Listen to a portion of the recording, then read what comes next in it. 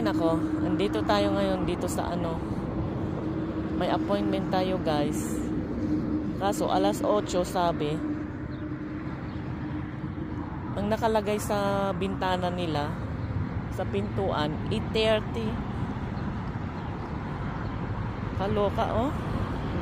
Ang aga-aga ko. Ang gaganda ng bulaklak na to oh. Nice. Ay, nako. Maaga. 7:30 pa naman ako. 5 o'clock ako nagising. Grabe. Ang aga masyado, no? Maaga.